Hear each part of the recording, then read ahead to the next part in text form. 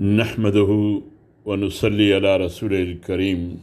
فأعوذ بالله من الشیطان الرجیم بسم اللہ الرحمن الرحیم۔ مسلمانوں کا ماضی و حال اور مستقبل کے لیے لاہ عمل، ایک تقریر مولانا ابو العلا مودودی رحمۃ اللہ علیہ کی، جس کا ہم مسلسل مطالعہ کر رہے ہیں۔ ہمارا آئندہ کیا لاہ عمل ہوگا، آج ہم اس کا مطالعہ کریں گے، لیکن آج تک جو ہم نے اس تقریر میں سنا ہے اس کا اعادہ کر لیتے ہیں۔ سب سے پہلے ایک خاص بات جو مولانا ابو العلا مودودی نے ابتدائی میں بیان کی وہ یہ تھی کہ واقعہ یہ ہے کہ ہم اپنا ایک مستقل اور عالمگیر مقصد رکھتے ہیں، اور وہ یہ ہے کہ ہر اس نظام زندگی کو مٹایا جائے جس کی بنیاد خدا سے خود مختاری اور آخرت سے بے پرواہی اور انبیاء علیہم السلام کی ہدایت سے بے نیازی پر ہو، کیونکہ وہ انسانیت کے لیے تباہ کن ہے، اور اس کی جگہ وہ نظام زندگی عملاً قائم کیا جائے جو خدا کی اطاعت اور آخرت کے یقین اور انبیاء کے اتباع پر مبنی ہو، کیونکہ اسی میں انسانیت کی فلاح ہے۔ ہماری تمام مساعی کا اصلی مقصود یہی ہے، اور ہمارا ہر پروگرام خواہ وہ کسی محدود وقت اور مقامی کے لیے کیوں نہ ہو، اسی راہ کے کسی نہ کسی مرحلے کو طے کرنے کے لیے ہوتا ہے۔ ہم سب سے پہلے یہ انقلاب خود اپنے وطن پاکستان میں لانا چاہتے ہیں، تاکہ پھر یہی ملک دنیا کی اصلاح کا ذریعہ بنے۔ اور پاکستان کی موجودہ خرابیوں سے اگر ہم بحث کرتے ہیں تو صرف اس لیے کہ یہ اس مقصد کی راہ میں حائل ہیں، لہذا آپ یہ گمان نہ کریں کہ ہمارے لیے ان خرابیوں کی اصلاح بجائے خود کوئی مقصد ہے، یا یہ کہ ہم ایک بگڑے ہوئے نظام کی محض مرمت کر دینے پر اکتفا کرنا چاہتے ہیں۔ نہیں، میں کہتا ہوں کہ اگر یہ خرابیاں موجود نہ ہوتیں تب بھی ہم اپنے اسی مقصد کے لیے کام کرتے جس کو اول روز سے ہم نے اپنے سامنے رکھا ہے۔ ہمارا وہ مقصد ایک دائمی اور ابدی اور عالمگیر مقصد ہے، اور ہر حالت میں ہمیں اس کے لیے کام کرنا ہے، خواہ کسی گوشہ زمین میں وقتی طور پر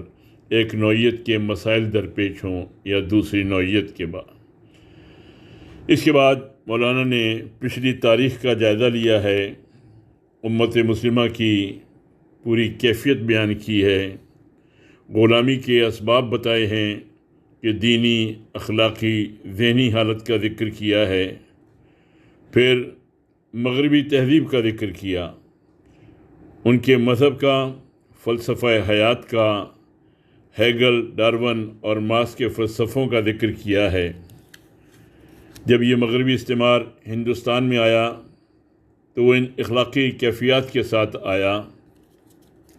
اور اس فاتح تہذیب کے اثرات تعلیم، معاشی نظام، قانون، اخلاق، سیاسی نظام میں پوری طریقے سے چھا گئے۔ اس کا تذکرہ کیا گیا ہے۔ اس کے بعد مولانا نے ہماری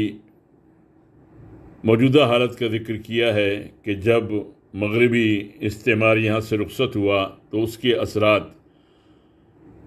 ہم پر کیا پڑے، اس کا ذکر ہے۔ انفجاری رد عمل اور جمودی رد عمل کا تذکرہ کیا۔ ان تمام باتوں کے بعد مولانا یہ بتانا چاہتے ہیں کہ ہم کیا چاہتے ہیں۔ آج ہمارا مطالعہ اسی ضمن میں ہے۔ حضرات، یہ ہے تفصیل جائزہ ہماری پچھلی تاریخ کا اور ہماری موجودہ حالت کا۔ یہ جائزہ میں نے کسی کو مطعون کرنے کے لیے نہیں، بلکہ اس لیے پیش کیا ہے کہ آپ موجودہ صورتحال اور اس کے تاریخی اسباب کی اچھی طرح تشخیص کر لیں، اور اس لاہ عمل کو ٹھیک ٹھیک جانچ سکیں جو ہم نے محض اللہ کی توفیق و تائید کے اعتماد پر ان حالات میں پاکستان کی اصلاح کے لیے اور اس کو بالآخر اسلام کی نشاط ثانیہ کا علمبردار بنانے کے لیے اختیار کیا ہے۔ میری ان گزارشات سے آپ کو معلوم ہو چکا ہے کہ خرابی کا دائرہ کتنا وسیع ہے اور کس طرح ہماری قومی زندگی کے ہر شعبے میں پھیلا ہوا ہے، اور اب میری اس تقریر سے آپ یہ بھی معلوم کر چکے ہیں کہ جو خرابیاں بھی آج پائی جاتی ہیں ان میں سے ہر ایک کن کن اسباب سے نشو و نما پاتی ہوئی بتدریج اس حالت تک پہنچی ہے، اور اس کی جڑ ہماری تاریخ اور روایات اور نظام تعلیم و تمدن و سیاست میں کتنی گہری ہے، اور مختلف شعبوں کی یہ ساری خرابیاں کس طرح مل جل کر ایک دوسرے کو سہارا دے رہی ہیں۔ اس کے بعد میں نہیں سمجھتا کہ کسی صاحب بصیرت آدمی کو یہ تسلیم کرنے میں کچھ بھی تعمل ہوگا کہ ان حالات میں جزوی اصلاح کی کوئی تدبیر نتیجہ خیز نہیں ہو سکتی۔ آپ اب دینی مدارس کھول کر یا کلمہ و نماز کی تبلیغ کر کے یا فسق و فجور کے خلاف وعظ و تلقین کر کے یا گمراہ فرقوں کے خلاف مورچے لگا کر زیادہ سے زیادہ اگر کچھ حاصل کر سکتے ہیں تو بس یہ کہ دین جس رفتار سے مٹ رہا ہے اس میں کچھ سستی پیدا کر دیں اور دینی زندگی کو سانس لینے کے لیے کچھ دن زیادہ مل جائیں، لیکن یہ امید آپ ان تدبیروں سے نہیں کر سکتے کہ اللہ کا کلمہ بلند ہو جائے اور اس کے مقابلے میں جاہلیت کے کلمے پست ہو کر رہ جائیں، اس لیے کہ جو اسباب اس وقت تک اللہ کے کلمے کو پست اور جاہلیت کے کلموں کو بلند کرتے رہے ہیں وہ سب بدستور موجود رہیں گے۔ اسی طرح اگر آپ چاہیں کہ موجودہ نظام تو انہی بنیادوں پر قائم رہے، مگر اخلاق یا معاشرت یا معیشت یا نظم و نسق یا سیاست کی موجودہ خرابیوں میں سے کسی کی اصلاح ہو جائے تو یہ بھی کسی تدبیر سے ممکن نہیں ہے، کیونکہ ان میں سے ہر چیز موجودہ نظام زندگی کی بنیادی خرابیوں کی آفریدہ اور پروردہ ہے، اور ہر خرابی کو دوسری بہت سی خرابیوں سے سہارا مل رہا ہے۔ ایسے حالات میں ایک جامع فساد کو رفع کرنے کے لیے ایک جامع پروگرام ناگزیر ہے جو جڑ سے لے کر شاخوں تک پورے توازن کے ساتھ اصلاح کا عمل جاری کرے۔ وہ پروگرام کیا ہو اور ہمارے نزدیک وہ کیا ہے، اسی پر اب میں گفتگو کرنا چاہتا ہوں، مگر اس پر گفتگو شروع کرنے سے پہلے ایک سوال کا جواب ملنا ضروری ہے۔ وہ سوال یہ ہے کہ آپ فی الواقع چاہتے کیا ہیں، یا زیادہ صحیح الفاظ میں آپ میں سے کون کیا چاہتا ہے؟ حقیقت یہ ہے کہ ہم اب ایک ایسے مرحلے پر پہنچ چکے ہیں جہاں مسلسل تجربے نے یہ بات ثابت کر دی ہے کہ اسلام اور جاہلیت کا یہ ملا جلا مرکب جو اب تک ہمارا نظام حیات بنا رہا ہے زیادہ دیر تک نہیں چل سکتا۔ یہ اگر چلتا رہا تو دنیا میں بھی ہماری کامل تباہی کا موجب ہوگا اور آخرت میں بھی، اس لیے کہ اس کی وجہ سے ہم اس حالت میں مبتلا ہیں کہ ایمان مجھے روکے ہے تو کھینچے ہے مجھے کفر۔ نہ ہم امریکہ اور روس اور انگلستان کی طرح پوری یکسوئی کے ساتھ اپنی دنیا ہی بنا سکتے ہیں، کیونکہ ایمان و اسلام سے ہمارا جو تعلق ہے وہ ہمیں اس راستے پر بے محابہ نہیں چلنے دیتا، اور نہ ہم ایک سچی مسلمان قوم کی طرح اپنی آخرت ہی بنا سکتے ہیں، کیونکہ یہ کام ہمیں وہ جاہلیت نہیں کرنے دیتی جس کے بے شمار فتنے ہم نے اپنے اندر پال رکھے ہیں۔ اس دو دلی کی وجہ سے ہم کسی چیز کا حق بھی پوری طرح ادا نہیں کر سکتے، نہ دنیا پرستی کا نہ خدا پرستی کا۔ اس کی وجہ سے ہمارا ہر کام خواہ دینی ہو یا دنیاوی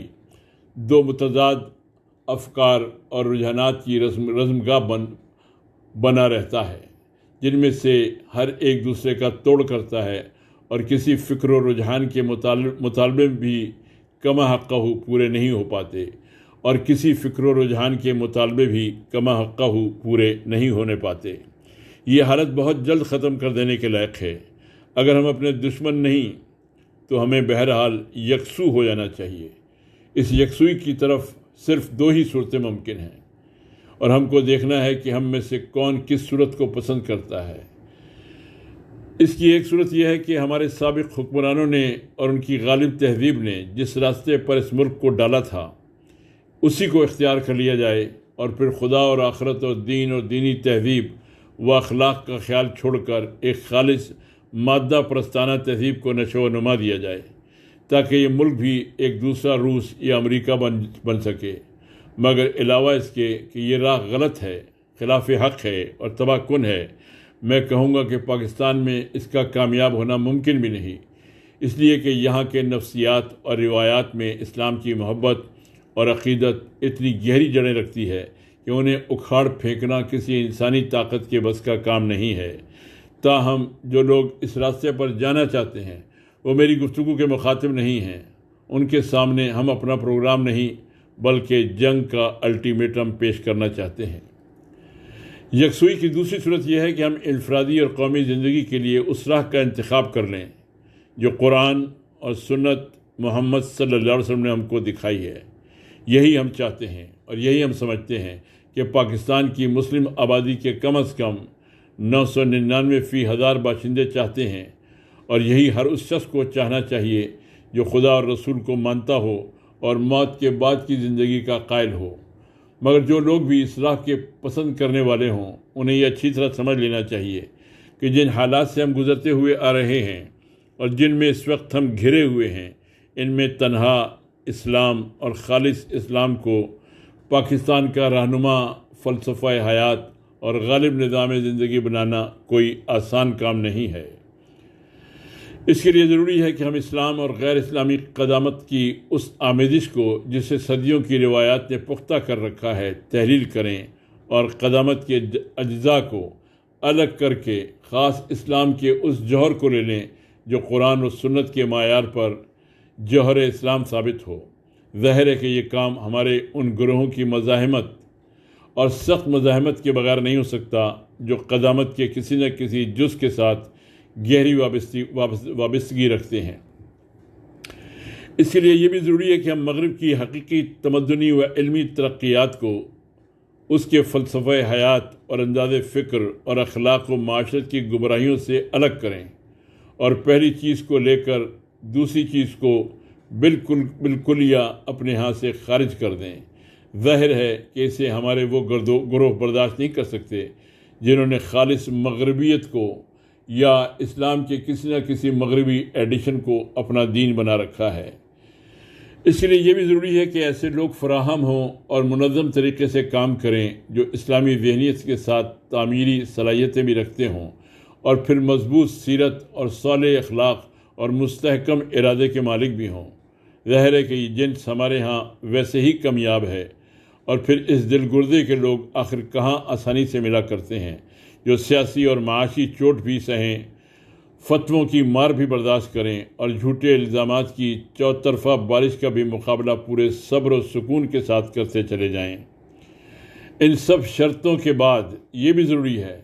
کہ اسلام کو نظام غالب بنانے کی تحریک اسی طرح ایک ہمہ گیر سیلاب کے مانند اٹھے جس طرح مغربی تہذیب یہاں سیلاب کی مانند آئی اور زندگی کے ہر شعبے پر چھا گئی۔ اس ہمہ گیری اور سیلابیت کے بغیر نہ یہ ممکن ہے کہ مغربی تہذیب کو غلبہ و اقتدار سے بے دخل کیا جا سکے، اور نہ یہی ممکن ہے کہ نظام تعلیم، نظام قانون، نظام معیشت اور نظام سیاست کو بدل کر ایک دوسرا تمدن خالص اسلامی بنیادوں پر تعمیر کیا جا سکے۔ یہی کچھ ہم چاہتے ہیں۔ ہمارے پیش نظر بر عظیم ہند و پاکستان کے مسلمانوں کی پرانی تہذیب کا احیاء نہیں بلکہ اسلام کا احیاء ہے۔ ہم علوم جدیدہ اور ان کی پیدا کی ہوئی ترقیات کے مخالف نہیں بلکہ اس نظام تہذیب و تمدن کے باغی ہیں جو مغربی فلسفہ زندگی اور فلسفہ اخلاق کا پیدا کردہ ہے۔ ہم 2 اور 4 آنے والے ممبر بھرتی کر کے کوئی سیاسی کھیل کھیلنا نہیں چاہتے بلکہ اپنی قوم میں سے چھانٹ کر ایسے لوگوں کو منظم کرنا چاہتے ہیں جو قرآن و سنت کے حقیقی اسلام کو یہاں کا غالب نظام زندگی بنانے کے لیے قدامت اور جدت دونوں سے لڑنے پر تیار ہوں۔ ہم زندگی کے کسی ایک جز یا بعض اجزاء میں کچھ اسلامی رنگ پیدا کر دینے کے قائل نہیں بلکہ اس بات کے درپے ہیں کہ پورا اسلام پوری زندگی پر حکمران ہو اور انفرادی سیرتوں اور گھر کی معاشرت پر حکمران ہو، نظم و نسق کے محکموں پر حکمران ہو اور معاشی دولت کی پیداوار اور تقسیم پر حکمران ہو۔ اسلام کے اس ہمہ گیر تسلط ہی سے یہ ممکن ہو سکتا ہے کہ پاکستان یکسو ہو کر ان روحانی، اخلاقی اور مادی فوائد سے پوری طرح متمتع ہو جو رب العالمین کی دی ہوئی ہدایات پر چلنے کا لازمی اور فطری نتیجہ ہیں، اور پھر اسی سے یہ امید کی جا سکتی ہے کہ یہ ملک تمام مسلم ممالک کے لیے دعوت الی الخیر کا اور تمام دنیا کے لیے ہدایت کا مرکز بن جائے۔ ہمارے اس مقصد کو سمجھ لینے کے بعد کسی کو ہمارے لاہے عمل کے سمجھنے میں کوئی دشواری پیش نہیں آ سکتی۔ اس کے 4 بڑے اجزاء ہیں جنہیں میں الگ الگ بیان کروں گا۔ نمبر 1،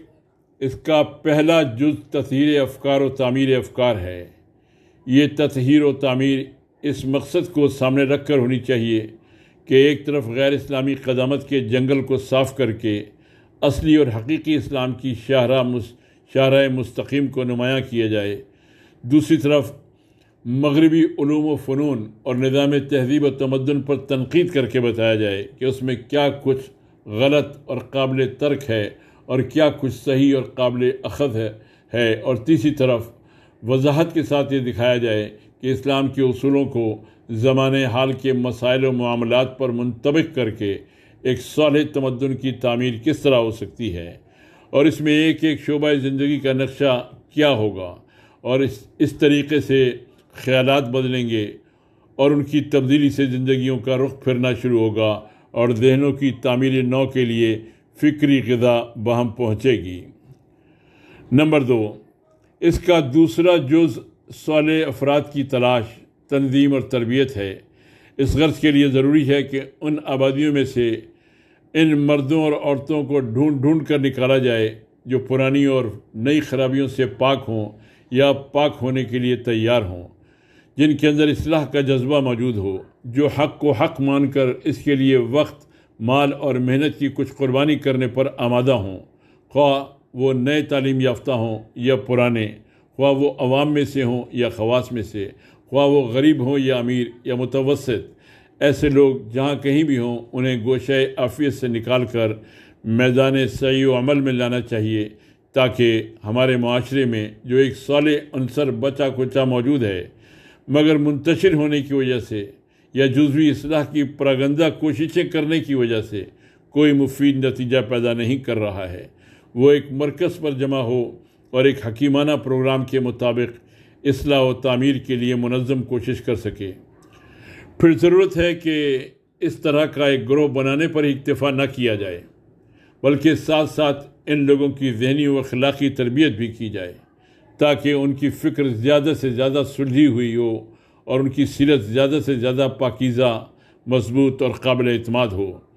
ہمیں یہ حقیقت کبھی نہ بھولنی چاہیے کہ اسلامی نظام محض کاغذی نقشوں اور زبانی دعووں کے بل پر قائم نہیں ہو سکتا۔ اس کے قیام اور نفاذ کا سارا انحصار اس پر ہے کہ آیا اس کی پشت پر تعمیری صلاحیتیں اور صالح انفرادی سیرتیں موجود ہیں یا نہیں۔ کاغذی نقشوں کی خامی تو اللہ کی توفیق سے علم اور تجربہ ہر وقت رفع کر سکتا ہے، لیکن صلاحیت اور صالحیت کا فقدان سرے سے کوئی عمارت اٹھا ہی نہیں سکتا، اور اٹھا بھی لے تو سہار نہیں سکتا۔ اس کا تیسرا جز ہے اجتماعی اصلاح کی صحیح۔ اس میں سوسائٹی کے ہر طبقے کی اس کے حالات کے لحاظ سے اصلاح شامل ہے،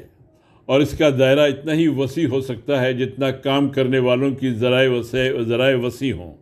اس غرض کے لیے کارکنوں کو ان کی صلاحیتوں کے لحاظ سے مختلف حلقوں میں تقسیم کرنا چاہیے، اور ہر ایک کے سپرد وہ کام کرنا چاہیے جس کے لیے وہ اہل تر ہوں۔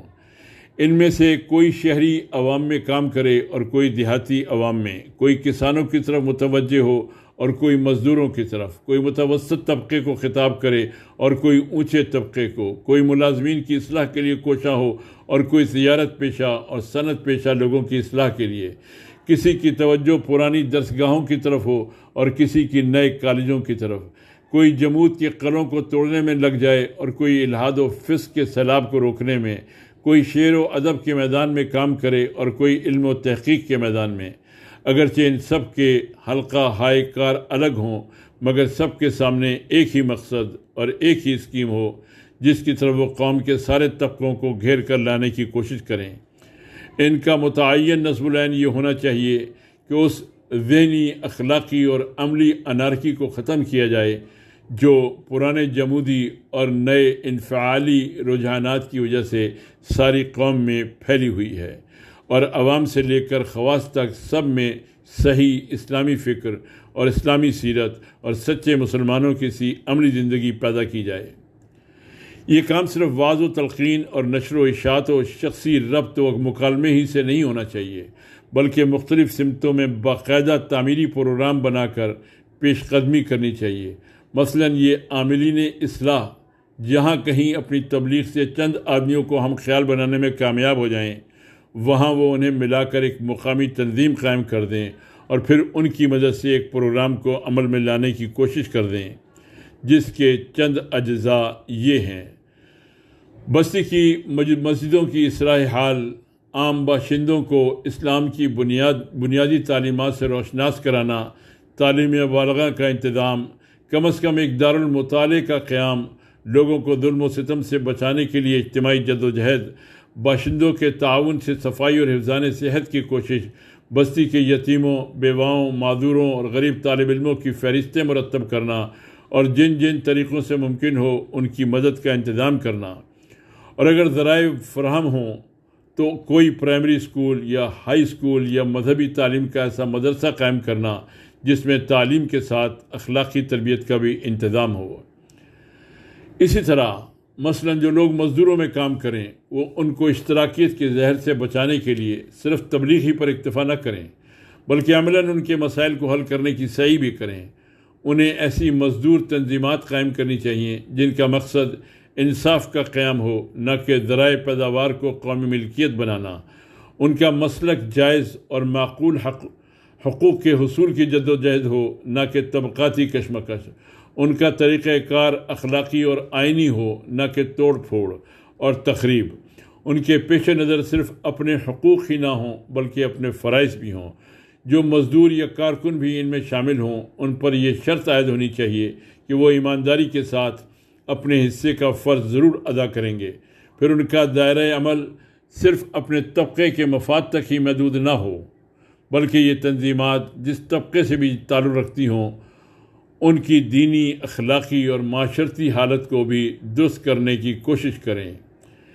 اس عمومی اصلاح کے پورے لاہ عمل کا بنیادی اصول یہ ہے کہ جو شخص جس حلقے اور طبقے میں بھی کام کرے مسلسل اور منظم طریقے سے کرے اور اپنی سعی کو ایک نتیجے تک پہنچائے بغیر نہ چھوڑے۔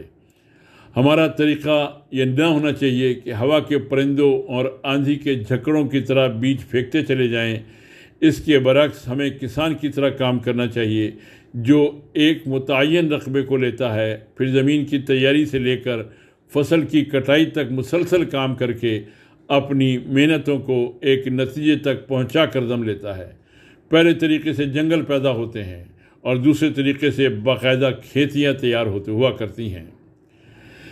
اصلاح عمل کا چوتھا جز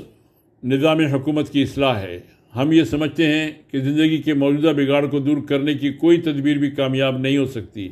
جب تک کہ اصلاح کی دوسری کوششوں کے ساتھ ساتھ نظام حکومت کو درست کرنے کی کوشش بھی نہ کی جائے۔ اس لیے کہ تعلیم اور قانون اور نظم و نسق اور تقسیم رزق کی طاقتوں کے بل پر جو بگاڑ اپنے اثرات پھیلا رہا ہو، اس کے مقابلے میں بناؤ اور سنوار کی وہ تدبیریں جو صرف وعظ اور تلقین اور تبلیغ کے ذرائع پر منحصر ہوں کبھی کارگر نہیں ہو سکتی۔ لہذا اگر ہم فی الواقع اپنے ملک کے نظام زندگی کو فسق و ضلالت کی راہ سے ہٹا کر دین حق کی صراط مستقیم پر چلانا چاہتے ہیں تو ہمارے لیے ناگزیر ہے کہ بگاڑ کو مسند اقتدار سے ہٹانے اور بناؤ کو اس کی جگہ متمکن کرنے کی براہ راست کوشش کریں۔ ظاہر ہے کہ اگر اہل خیر و اصلاح کے ہاتھ میں اقتدار ہو تو وہ تعلیم اور قانون اور نظم و نسق کی پالیسی کو تبدیل کر کے چند سال کے اندر وہ کچھ کر ڈالیں گے جو غیر سیاسی تدبیروں سے ایک صدی میں بھی نہیں ہو سکتا۔ یہ تبدیلی کس طرح ہو سکتی ہے؟ ایک جمہوری نظام میں اس کا راستہ صرف ایک ہے اور وہ ہے انتخابات کا راستہ۔ رائے عام کی تربیت کی جائے، عوام کے معیار انتخاب کو بدلا جائے، انتخاب کے طریقوں کی اصلاح کی جائے اور پھر ایسے صالح لوگوں کو اقتدار کے مقام پر پہنچایا جائے جو ملک کے نظام کو خالص اسلام کی بنیادوں پر تعمیر کرنے کا ارادہ بھی رکھتے ہوں اور قابلیت بھی۔ ہماری تشخیص یہ ہے کہ اس ملک کے سیاسی نظام کی خرابیوں کا بنیادی سبب یہاں کے طریقہ انتخاب کی خرابی ہے۔ جب انتخاب کا موسم آتا ہے تو منصب و جاہ کے خواہش مند لوگ اٹھ کھڑے ہوتے ہیں اور دوڑ دھوپ کر کے یا تو کسی پارٹی کا ٹکٹ حاصل کرتے ہیں یا آزاد امیدوار کی حیثیت سے اپنے لیے کوشش شروع کر دیتے ہیں۔ اس کوشش میں وہ کسی اخلاق اور کسی ضابطے کے پابند نہیں ہوتے، کسی جھوٹ، کسی فریب، کسی چال، کسی دباؤ اور کسی ناجائز سے ناجائز ہتھ کنڈے کے استعمال میں بھی ان کو دریغ نہیں ہوتا۔ جسے لالچ دیا جا سکتا ہے اس کا ووٹ لالچ سے خریدتے ہیں، جسے دھمکی سے مرعوب کیا جا سکتا ہے اسے مرعوب کر کے ووٹ حاصل کرتے ہیں، جسے دھوکہ دیا جا سکتا ہے اس کا ووٹ دھوکے سے لیتے ہیں، اور جس کو کسی تعصب کی بنا پر اپیل کیا جا سکتا ہے اس کا ووٹ تعصب کے نام پر مانگتے ہیں۔ اس گندے کھیل کے میدان میں قوم کے شریف عناصر اول تو اترتے ہی نہیں، اور بھولے بھٹکے اگر وہ کبھی اتر آتے ہیں تو پہلے ہی قدم پر انہیں میدان چھوڑ دینا پڑتا ہے۔ مقابلہ صرف ان لوگوں کے درمیان رہ جاتا ہے جنہیں نہ خدا کا خوف ہو، نہ خلق کی شرم، اور نہ کوئی بازی کھیل جانے میں کسی طرح کا باک۔ پھر ان میں سے کامیاب ہو کر وہ نکلتا ہے جو سب جھوٹوں کا جھوٹ میں اور سب چال بازوں کو چال بازی میں شکست دے دے۔ رائے دینے والی پبلک جس کے ووٹوں سے یہ لوگ کامیاب ہوتے ہیں نہ اصولوں کو جانچتی ہے، نہ پروگراموں کو پرکھتی ہے، نہ سیرتوں اور صلاحیتوں کو دیکھتی ہے، اس سے جو بھی زیادہ ووٹ جھپٹ لے جائے وہ بازی جیت لیتا ہے۔ بلکہ اب تو اس کے حقیقی ووٹوں کی اکثریت بھی کوئی چیز نہیں رہی ہے کہ کرائے پر ووٹ دینے والے جعلی ووٹر اور بددیانت پولنگ افسر اپنے ہاتھوں کے کرتب سے بارہا ان لوگوں کو شکست دے دیتے ہیں جن کو اصلی رائے دہندوں کی اکثریت کا اعتماد حاصل ہوتا ہے۔ بسا اوقات انتخاب کی نوبت بھی نہیں آنے پاتی، ایک بے ضمیر مجسٹریٹ کسی ذاتی دلچسپی کی بنا پر یا کسی کا اشارہ پا کر تمام امیدواروں کو بیک جنبش قلم میدان سے ہٹا دیتا ہے، اور منظور نظر آدمی بلا مقابلہ پورے حلقہ انتخاب کا نمائندہ بن جاتا ہے، خواہ واقعی نمائندہ ہو یا نہ ہو۔ ہر شخص جو کچھ بھی عقل رکھتا ہے ان حالات کو دیکھ کر خود یہ اندازہ کر سکتا ہے کہ جب تک یہ طریقہ انتخاب جاری ہے کبھی قوم کے شریف اور نیک اور ایماندار آدمیوں کے ابھرنے کا امکان ہی نہیں ہے۔ اس طریقے کا تو مزاج ہی ایسا ہے کہ قوم کے بدتر سے بدتر عناصر چھٹ کر سطح پر آئیں، اور جس بد اخلاقی و بد کرداری سے وہ انتخاب جیتتے ہیں اسی کی بنیاد پر وہ ملک کا انتظام چلائیں۔ یہ طریقے یکسر بدل دینے کے لائق ہیں۔ ان کے بجائے دوسرے کیا طریقے ہو سکتے ہیں جن کے ذریعے سے بہتر آدمی اوپر آ سکیں؟ ان کی ایک مختصر سی تشریح میں آپ کے سامنے رکھ کرتا ہوں۔ آپ خود دیکھ لیں کہ آیا ان طریقوں سے نظام حکومت کی اصلاح کی توقع کی جا سکتی ہے یا نہیں۔ اول یہ کہ انتخابات اصولوں کی بنیاد پر ہوں، نہ کہ شخصی یا علاقائی یا قبائلی مفادات کی بنیاد پر۔ دوم یہ کہ لوگوں کو ایسی تربیت دی جائے جس سے وہ یہ سمجھنے کے قابل ہو سکیں کہ ایک اصلاحی پروگرام کو نافذ کرنے کے لیے کس قسم کے آدمی موضوع ہو سکتے ہیں اور ان میں کیا اخلاقی صفات اور ذہنی صلاحیتیں ہونی چاہیے۔ سوم یہ کہ لوگوں کے خود امیدوار بن کر کھڑے ہونے اور خود روپیہ صرف کر کے ووٹ حاصل کرنے کا طریقہ بند ہونا چاہیے، کیونکہ اس طرح بالعموم صرف خود غرض لوگ ہی منتخب ہو کر آئیں گے۔ اس کے بجائے کوئی ایسا طریقہ ہونا چاہیے جس سے ہر حلقہ انتخاب کے شریف و معقول لوگ سر جوڑ کر بیٹھیں، کسی موضوع آدمی کو تلاش کر کے اس سے درخواست کریں کہ وہ ان کی نمائندگی کے لیے تیار ہو، اور پھر خود دوڑ دھوپ کر کے اور اپنا مال صرف کر کے اسے کامیاب کرنے کی کوشش کریں۔ اس طرح جو لوگ منتخب ہوں گے وہی بے غرض ہو کر اپنے نفس کے لیے نہیں بلکہ ملک کی بہتری کے لیے کام کریں گے۔ چہارم یہ کہ جس شخص کو اس طرح کی کوئی پنچایت اپنے علاقے کی نمائندگی کے لیے تجویز کرے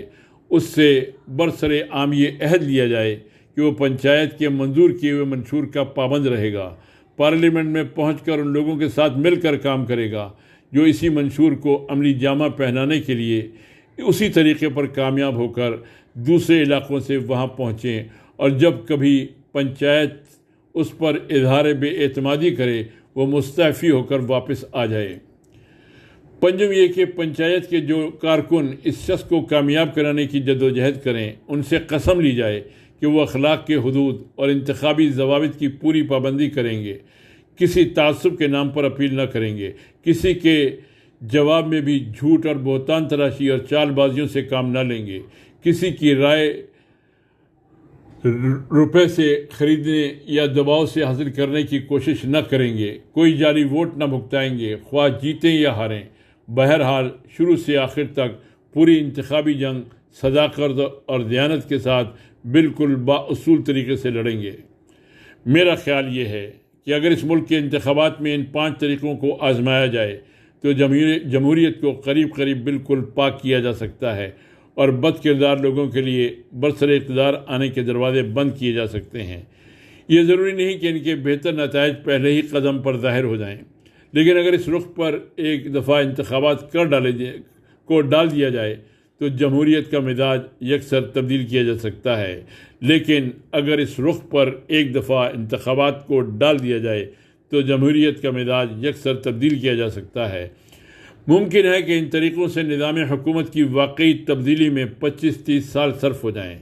یہ اس سے بھی زیادہ، مگر میں سمجھتا ہوں کہ تبدیلی کا صحیح راستہ یہی ہے، اور جو تبدیلی اس طریقے سے ہوگی وہ انشاءاللہ پائیدار و مستحکم ہوگی۔ حضرات، میں نے اس تقریر میں مرض و اسباب مرض کی پوری تشخیص و تشریح آپ کے سامنے رکھ دی ہے، طریقہ علاج بھی بیان کر دیا ہے، اور وہ مقصد بھی پیش کر دیا ہے جس کے لیے ہم علاج کی یہ کوششیں کرنا چاہتے ہیں۔ اس کے بعد یہ رائے قائم کرنا آپ کا اپنا کام ہے کہ میری باتیں کہاں تک قابل قبول ہیں۔ وما علینا الا البلاغ۔